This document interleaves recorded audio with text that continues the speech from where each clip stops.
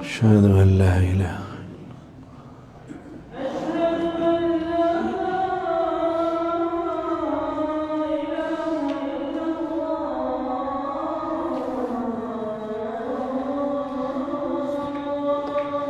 أشهد أن لا إله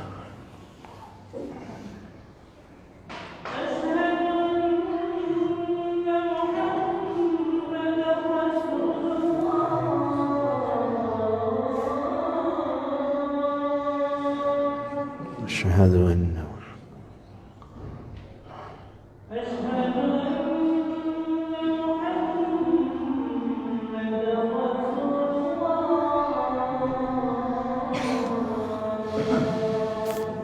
أشهد أن رسول الله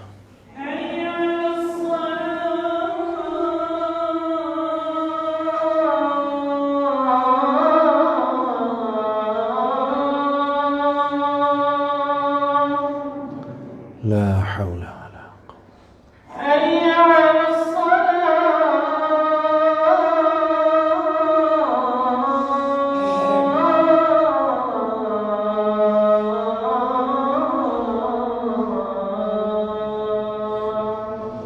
لا حول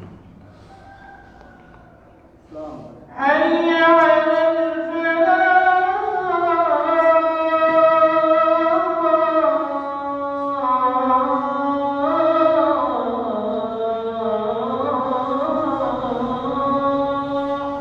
لا حول إلا بالله حي على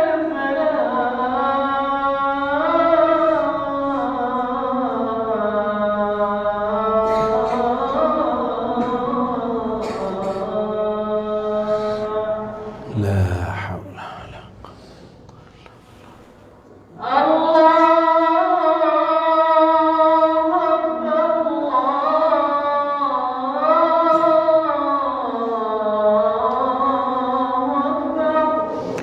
الله أكبر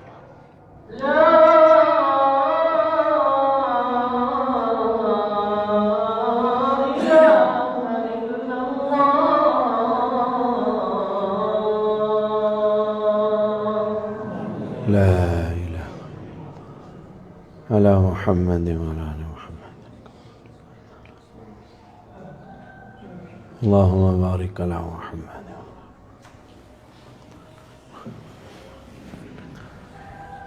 اللهم رب هذه الدعوة التامة والصلاة القائمة آت محمدا الوسيلة والفضيلة وبعث مقامه محمود الذي وعدته. إن الحمد لله نحمده ونستعينه ونستغفره ونعوذ بالله من شرور أنفسنا ومن سيئات أعمالنا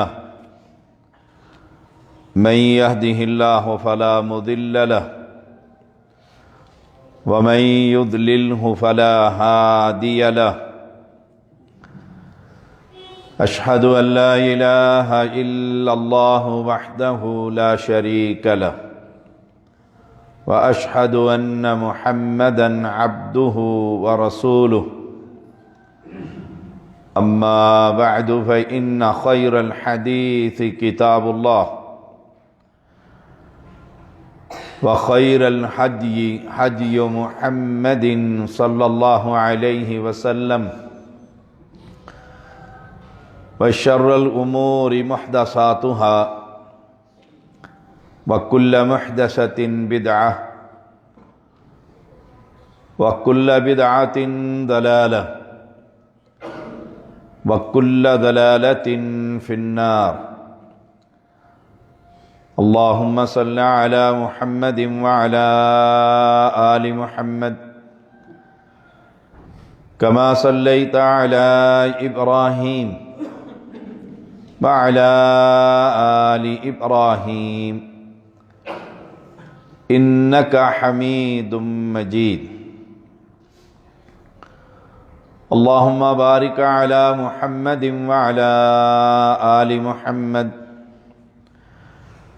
كما باركت على إبراهيم وعلى آل إبراهيم إنك حميد مجيد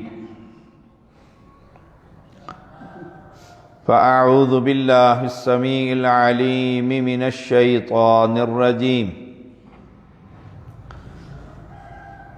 فالذين آمنوا به وعزروه ونصروه واتبعوا النور الذي انزل معه اولئك هم المفلحون۔ ہر قسم کی تسبیحات اللہ وحدہ لا شریک کے لیے، جو ساری کائنات کا اکیلا ہی خالق مالک، انگن درود و سلام محمد الرسول اللہ صلی اللہ علیہ وسلم پر، جن کی ایک حدیث مبارکہ الدین النصیحہ،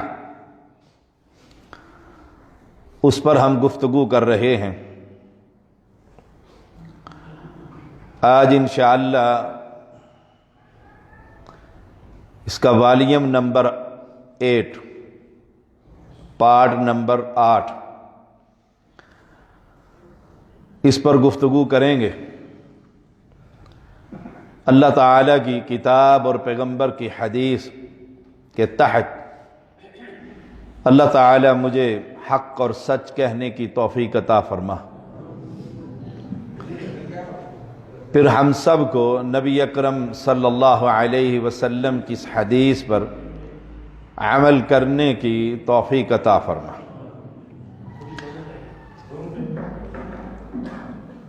عن تمیم الداری رضی اللہ تعالی عنہ ان النبی صلی اللہ علیہ وسلم قال الدین النصیحہ قلنا لمن قال للہ ولکتابہ ولرسولہ ولأئمة المسلمین وعامتہم او کما قال علیہ السلام۔ اس حدیث کے ولی رسولہ کہ اللہ کے رسول صلی اللہ علیہ وسلم کے ساتھ خیر خواہی، اس پر ہم گفتگو کر رہے۔ فرمایا اللہ تعالیٰ نے جو لوگ اللہ کے رسول صلی اللہ علیہ وسلم پر ایمان لائے، وَعَزَّرُوهُ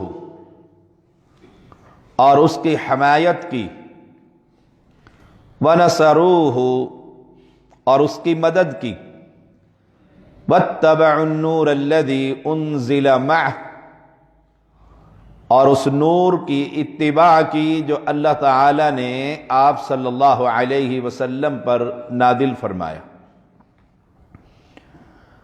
اولئک هم المفلحون، یہی لوگ فلاح پانے والے۔ اس آیت کریمہ میں وَاتَّبَعُوا النُّورَ، اس نور سے مراد قرآن مجید، اللہ تعالیٰ کی کتاب، انزل معہ، اس نور سے مراد وہ روشنی، وہ ہدایت کا سرچشمہ۔ ویسے تو رسول اللہ صلی اللہ علیہ وسلم کی ایک صفت بھی نور ہے، لیکن جو اہل بدعہ نور من نور اللہ کے نام سے آواز بلند کرتے ہیں، عیسائیوں اور اہل کتاب سے بھی آگے بڑھ کر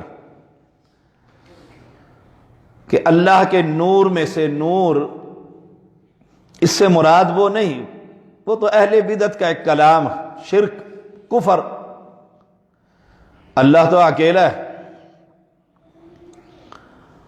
اور سورۃ المائدہ کے اندر بھی قد جاءکم من اللہ نور وکتاب مبین، کہ اللہ تعالی نے نور اور کتاب، واضح کتاب۔ وہاں بھی اہل شرک کہتے ہیں کہ دیکھیے تمہارے پاس ایک نور آیا اور کتاب، قرآن الگ اور نور الگ، حالانکہ دونوں ہی قرآن مجید کے لیے، ساتھ ہی اگلے ہی الفاظ اس کی تائید کر رہے ہیں، یہدی بہ اللہ، اس قرآن کے ذریعے اللہ لوگوں کو ہدایت دیتا۔ تو یہ شبہ جو اہل بدعت دیتے ہیں، یہ ضمناً ایک بات تھی، ہمارا موضوع وہی ہے کہ اللہ کے پیغمبر کا دفاع کرنا۔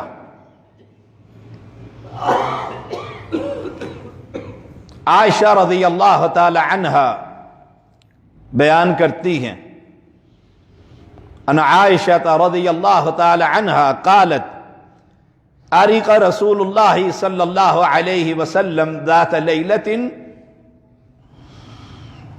کہ ایک رات رسول اللہ صلی اللہ علیہ وسلم کی آنکھ کھل گئی، سوئے ہوئے تھے، آرام فرما رہے تھے۔ فقال لیت رجلا صالحا من اصحابی یحرسنی اللیلۃ، کہ کاش میرے صحابہ میں سے کوئی نیک شخص، نیک بخت، صالح انسان آج پہرے پر ہوتا۔ یہ اس وقت جب وہ آیت کریمہ نہیں اتری تھی کہ اللہ آپ کی حفاظت فرمائے گا، یہ اس سے پہلے کی بات، یہ واقعہ۔ آنکھ کھل گئی، خیال آیا کہ چوکیدار ہونا چاہیے۔ اتنے میں قالت وسمعنا صوت السلاح، عائشہ فرماتی ہیں کہ ہم نے ہتھیاروں کی آواز سنی، تلوار پتھر پر لگی، آواز پیدا ہوئی۔ اللہ کے پیغمبر علیہ السلام، فقال رسول اللہ صلی اللہ علیہ وسلم من ھذا،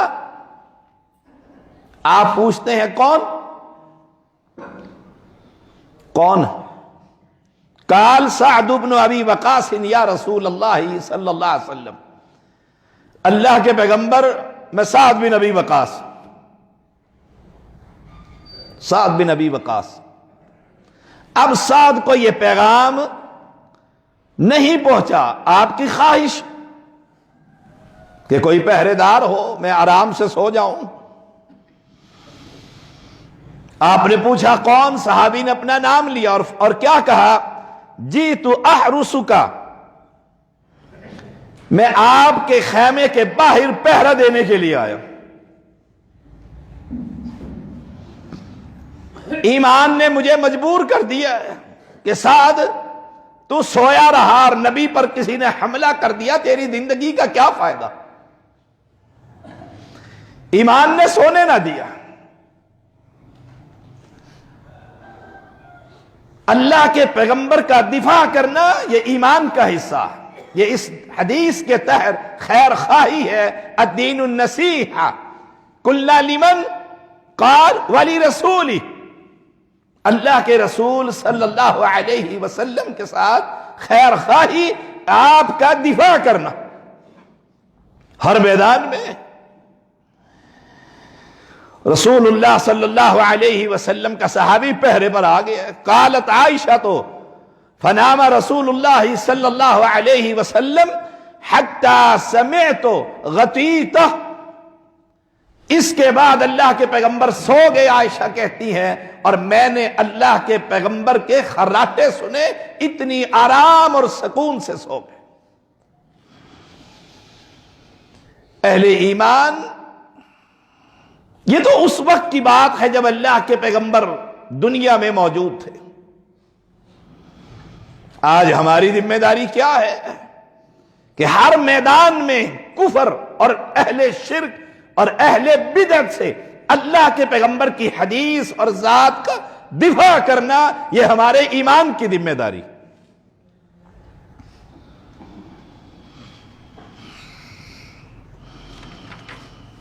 انس بن مالک رضی اللہ تعالی عنہ بیان کرتے ہیں، جنگ احد ہے اور حالات بدل گئے۔ پہلے مسلمانوں کو فتح کی طرف، اور پھر حالات بدل گئے، مسلمان منتشر بکھر گئے۔ رسول اللہ صلی اللہ علیہ وسلم کے پاس صرف 7 انصاری اور 2 قریشی، اور کفار نے اللہ کے پیغمبر کو قتل کرنے کے لیے پورا زور ڈال دیا کہ اب موقع ہے اللہ کے پیغمبر کو علیہ السلام کو شہید کر، نہ لیڈر رہے گا، نہ اسلام، نہ مسلمان۔ جب حالات ایسے ہوئے، اب دفاع دیکھیے، آپ صلی اللہ علیہ وسلم پر جب لوگ چڑھے، آپ نے فرمایا من یردہم عنا ولہ الجنہ، کون ہے جو ان مشرکین کو مجھ سے دور کرے، میں اسے جنت کی گارنٹی دے رہا ہوں۔ من یردہم عنا ولہ الجنہ۔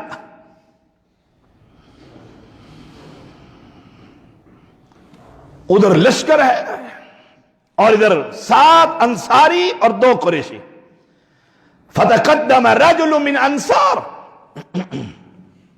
فتقدم رجل من الانصاری، ایک انصاری آگے بڑھا، فقاتل حتی قتل، اس نے مسلمانوں کے دشمن اور نبی کے دشمنوں سے لڑائی کی حتیٰ کہ قتل کر دیا۔ اب باقی 6 رہ گئے، انصاری اور 2 قریشی۔ جب وہ قتل ہوا، ثم رحقوہ، مشرکین نے پھر زور بڑھا، پھر زبردست حملہ کیا۔ فقال، آپ نے پھر کہا من یردہم عنا ولہ الجنہ، کون ہے جو مجھ سے ان دشمنوں کو دور کرے، میں اس کو جنت کی گارنٹی دیتا ہوں، اس کے لیے جنت ہے۔ فتقدم رجل من الانصاری، پھر انصاری آگے بڑھا، فقاتل حتی قتل، اس نے لڑائی کی، زبردست لڑائی کی، حتیٰ کہ قتل کر دیا گیا، قتل کر دیا۔ فلم یزل کذالک حتی قتل 7، حتیٰ کہ ایک ایک کر کے 7 انصاری صحابی پیغمبر کی جسم اطہر کی حفاظت کے لیے اپنی جان کا نذرانہ دے چکے، سب شہید ہو گئے۔ اللہ کے پیغمبر علیہ السلام میدان کے اندر، آپ فرماتے ہیں ہم نے اپنے ساتھیوں کے ساتھ انصاف نہیں کیا، معنی کہ قریشی کدھر چلے گئے، میری برادری اور میرے قریبی وہ کدھر ہے؟ مسلمانوں کو تو پتہ ہی نہیں لگ رہا تھا۔ ایسا حملہ کیا کہ مسلمانوں نے اپنے ایک ساتھی کو ہی قتل کر دی، اور بیٹا کہتا رہا یہ میرا ابا ہے، لیکن حالات ہی بدل گئے۔ آج ہماری ذمہ داری کیا ہے؟ انہوں نے اپنی جانیں دی ہیں، آج ہم پیغمبر کی حدیث کو، اس کی حفاظت کی ذمہ داری، اس کی تبلیغ کی ذمہ داری، لوگوں تک اس پیغمبر کی حدیث کو پہنچانے کی ذمہ داری، یہ ہے الدین النصیحہ، دین کے ساتھ خیر خواہی، دین خیر خواہی۔ یہ ہے نبی کے ساتھ خیر خواہی کہ ہمارا پیغمبر علیہ السلام کی ذات کا بھی دفاع کرے. اگر کوئی مشرک اور کافر آپ کے ذات مبارک پر حملہ کرتا ہے اور ہم پیغمبر کی حدیث پر بھی اس کی بھی حفاظت کریں.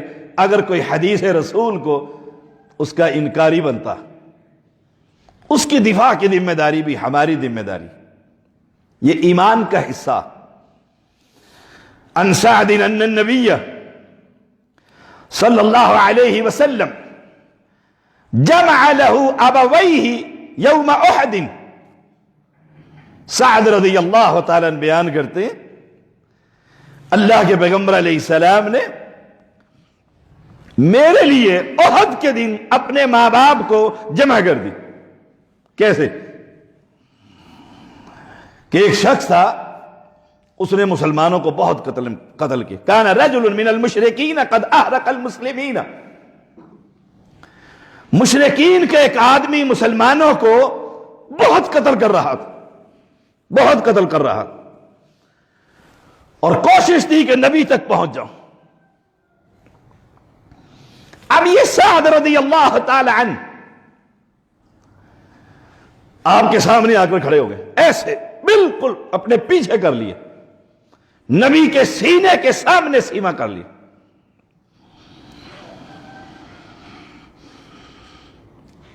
اور تیر اندازی کر رہے ہیں. نبی اکرم صلی اللہ علیہ وسلم سعد کی تیر اندازی سے خوش ہو رہے ہیں کہ کوئی نشانہ خطا نہیں جا رہا.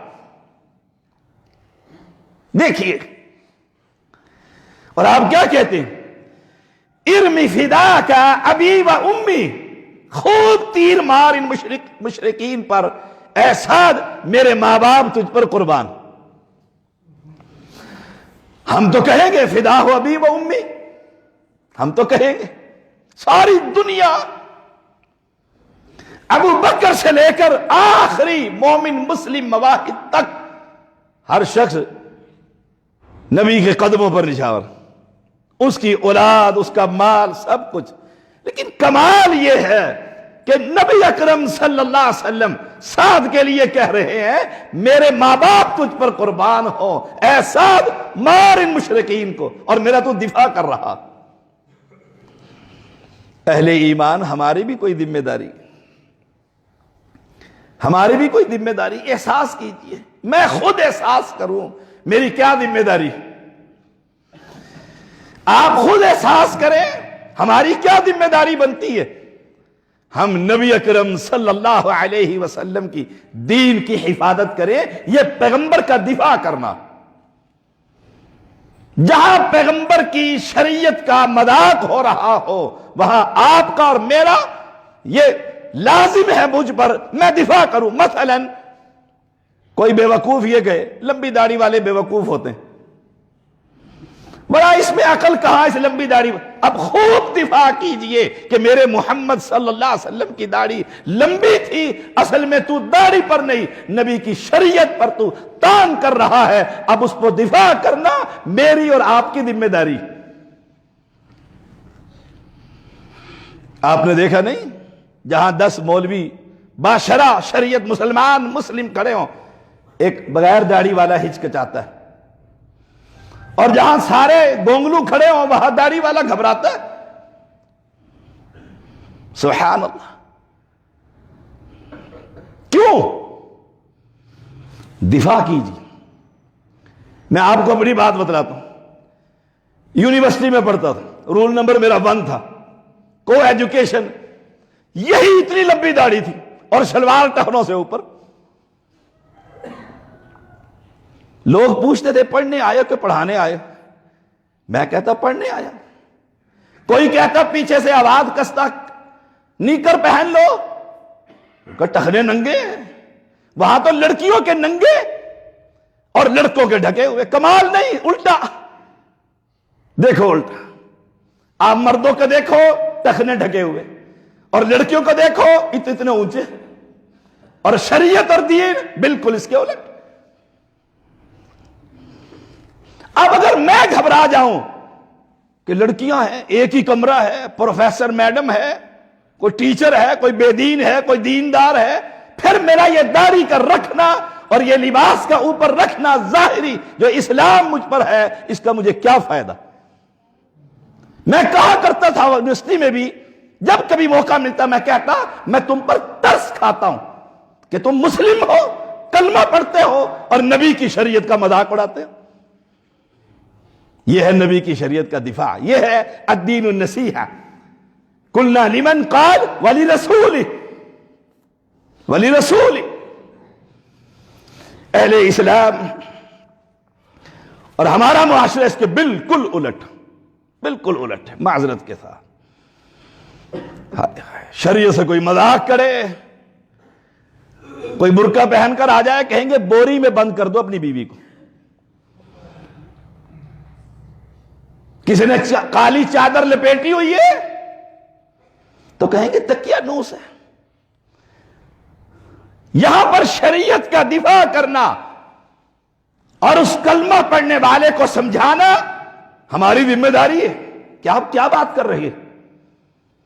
اگر یہ تکیہ نوسی ہے تو کائنات کے امام محمد الرسول اللہ صلی اللہ علیہ وسلم نے اپنی بیوی عائشہ رضی اللہ تعالی عنہا کو ایسے ہی چادر اڑا دی تھی۔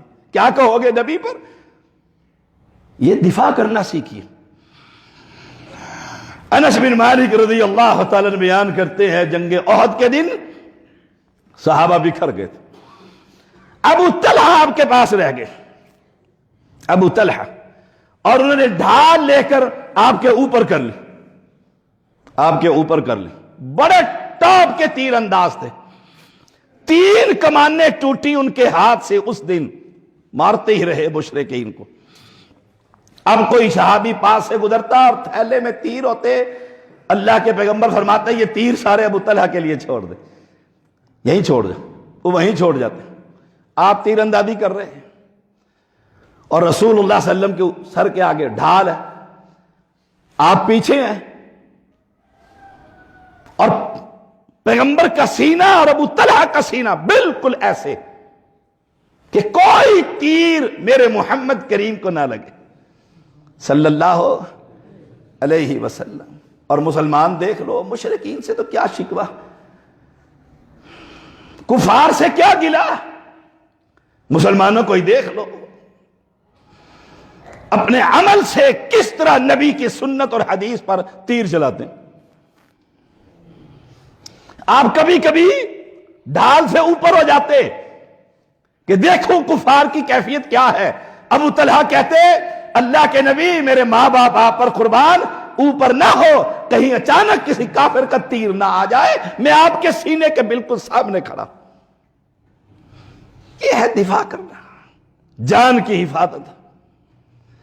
اہل ایمان، ہماری ذمہ داری ہم حفاظت کریں نبی کی ایک ایک حدیث کی، ایک ایک سنت کی، وہ شادی ہو وہ غمی ہو،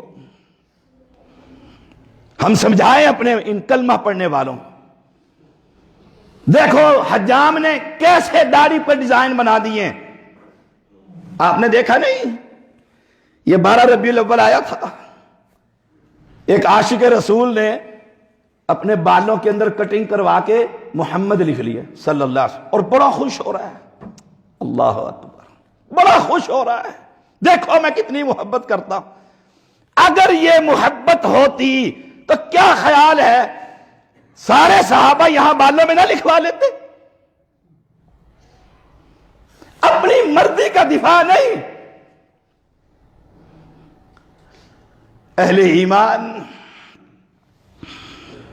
مرد تو مرد، عورتیں دیکھیں، ام عمارہ کہتی ہے میں زخمیوں کو پانی پلا رہی تھی، میں نے اچانک دیکھا کہ نبی کو گھیرے میں لے لیا، میں نے مشکیزہ رکھا اور تلوار پکڑی اور میں دوڑی اور اللہ کے پیغمبر کے سامنے کھڑے ہو کر کفار سے میں نے جنگ شروع کر دی۔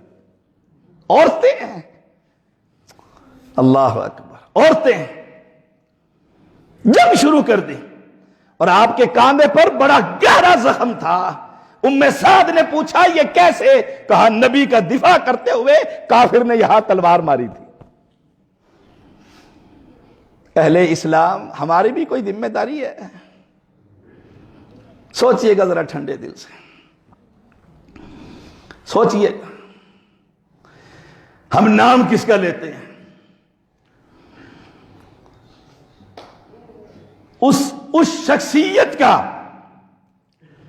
جس کا کلمہ پڑھنے کے بعد ہم مسلمان ہوتے ہیں۔ ابھی جمعے سے پہلے میں نکل رہا تھا تو ایک آدمی آیا، میں نے مسلمان ہونا ہے۔ میں نے کہا کیا خوبی دیکھی تو نے اسلام میں؟ پتہ تو لگے نا، میں کرسچن ہوں، مسلمان ہونا چاہتا، کیا خوبی دیکھی؟ قرآن پڑھا، توحید سمجھی، ہم مسلمان ہیں، ہم نبی کا دفاع کیسے کریں؟ نبی تو موجود نہیں، وہ تو فوت ہو گئے۔ اس پر ہمارے درجنوں لیکچر موجود ہیں یوٹیوب پر کہ نبی وفات پا گئے۔ اب نبی کا دین موجود ہے، نبی کی حدیث موجود ہے۔ اب میں کیا کر رہا ہوں؟ نبی کی حدیث کا مذاق اڑاتا ہوں کہ رسول دین کرنا تو مکھیاں اڑانا ہے، پھر سمجھ لے کہ جیسے وہ کافر دشمن ہے ایسے میں بھی دشمن، میں نبی کی حدیث کا مذاق اڑا رہا ہوں۔ ہاں اگر کوئی کہے یہ کیا کرنے لگا، اڑنے لگا، تو کہہ دو تم پہلی دفعہ تم اڑے تھے، ہر نمازی اڑتا ہے پہلی دفعہ تکبیر تحریمہ کہتا ہے، کیا تو دین کو مذاق سمجھتے ہیں؟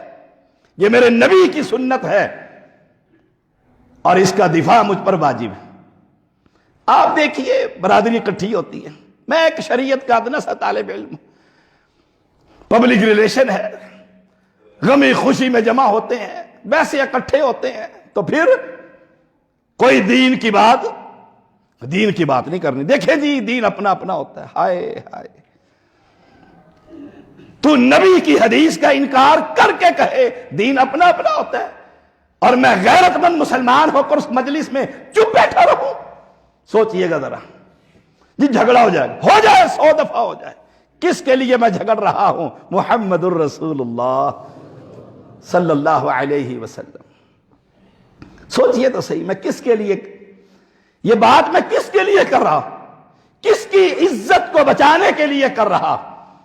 پھر ایمان جاگے گا کہ میں تو امام کائنات کے لیے جھگڑا کر رہا ہوں صلی اللہ علیہ وسلم۔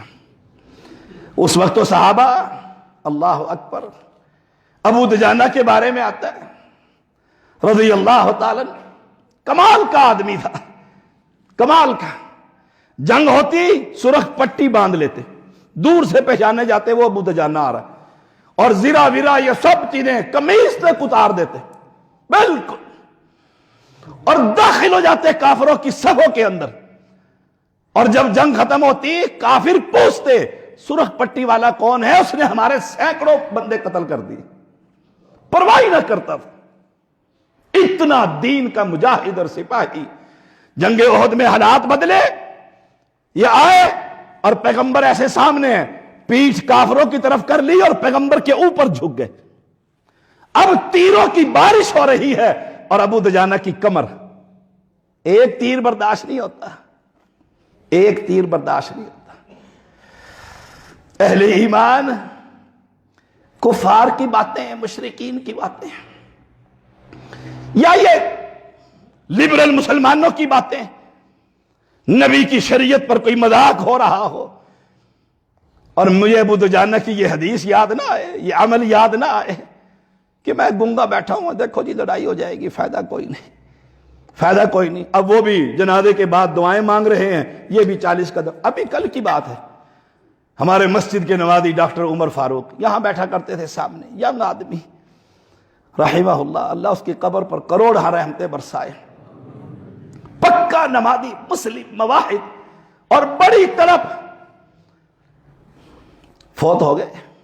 اچانک کرونا ہوا اور گئے، اللہ کو پیارے ہو گئے، اللہ ان کی مغفرت فرمائے۔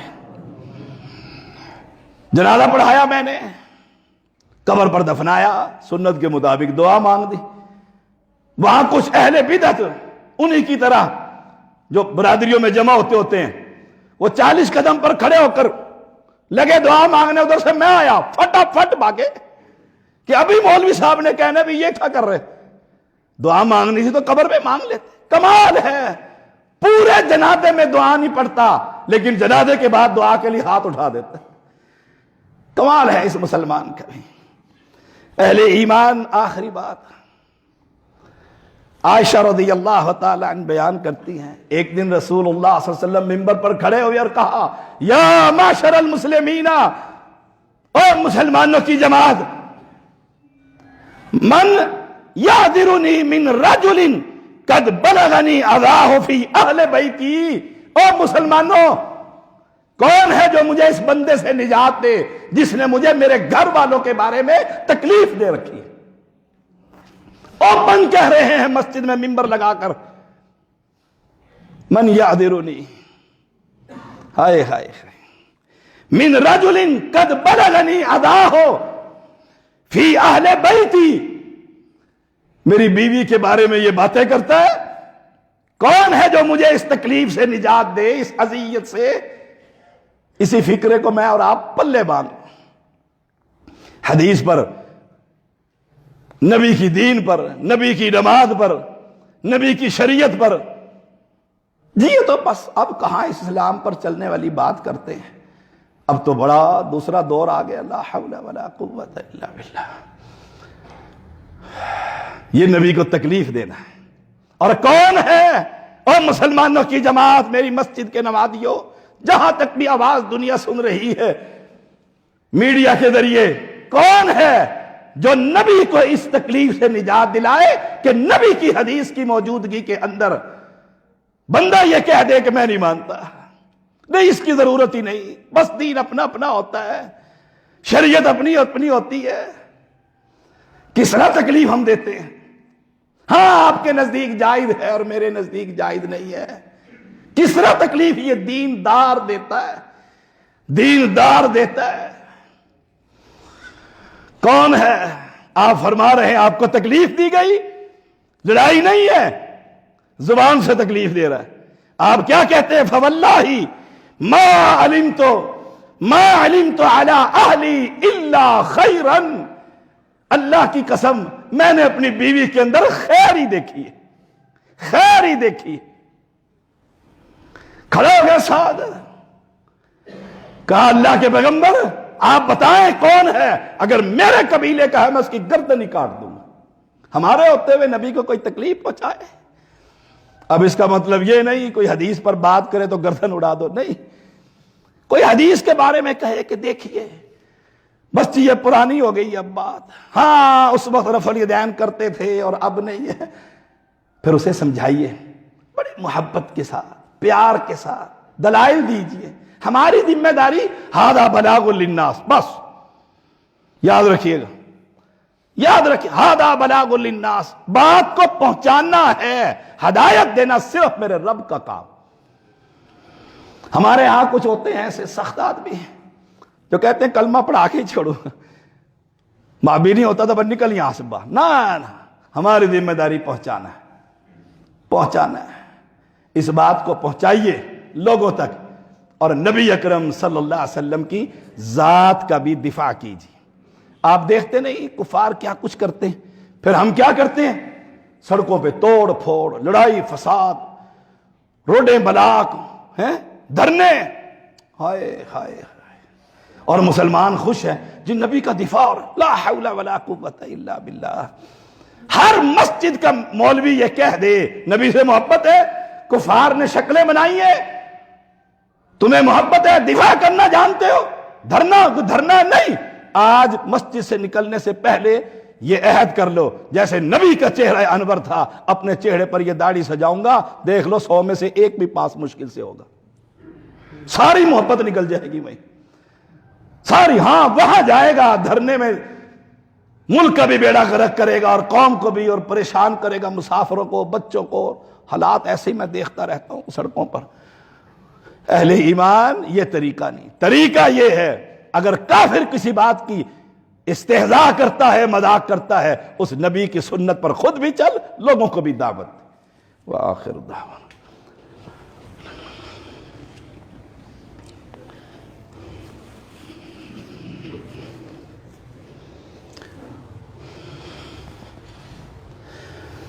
إن الحمد لله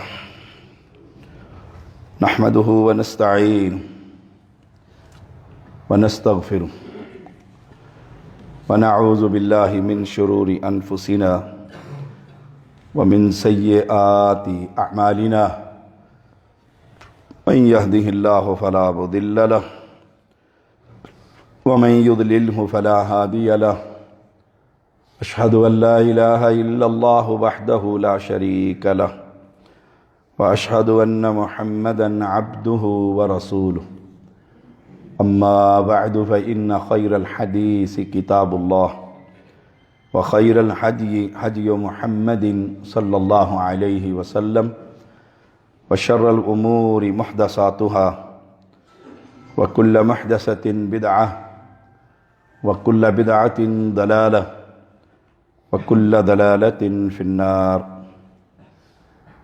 اللهم صل على محمد وعلى آل محمد كما صليت على إبراهيم وعلى آل إبراهيم إنك حميد مجيد اللهم بارك على محمد وعلى آل محمد كما باركت على إبراهيم وعلى آل إبراهيم إنك حميد مجيد اللهم انصر الإسلام والمسلمين اللهم أيد الإسلام والمسلمين اللهم أنت الشافي أنت الكافي لا شفاء إلا شفاؤك شفاء لا يغادر سقما ہماری مسجد کے نمازی ڈاکٹر عمر فاروق رحمہ اللہ وفات پا چکے ہیں، اللہ کریم ان کی قبر کو جنت کا باغیچہ بنا۔ ہمارے مسجد کے نمازی ڈاکٹر طاہر حکیم حفظہ اللہ تعالی کے بھائی بڑے ایک جید عالم دین تھے، جنہوں نے ساری زندگی دین پڑھتے ہوئے گزاری، وہ بھی وفات پا چکے ہیں۔ اللہ ان کی قبر کو جنت کا باغیچہ بنا، فتنوں سے محفوظ فرما، جنت الفردوس ان بھائیوں کو عطا فرما۔ غلام فرید حافظہ اللہ چودھری صاحب آج کافی عرصے کے بعد مسجد میں تشریف لائے ہیں، اللہ انہیں کامل عاجل صحت عطا فرما۔ ربنا تقبل منا انک انت السمیع العلیم وتب علینا انک انت التواب الرحیم۔ اقول قولی ھذا واستغفر اللہ لی ولکم ولسائر المسلمین۔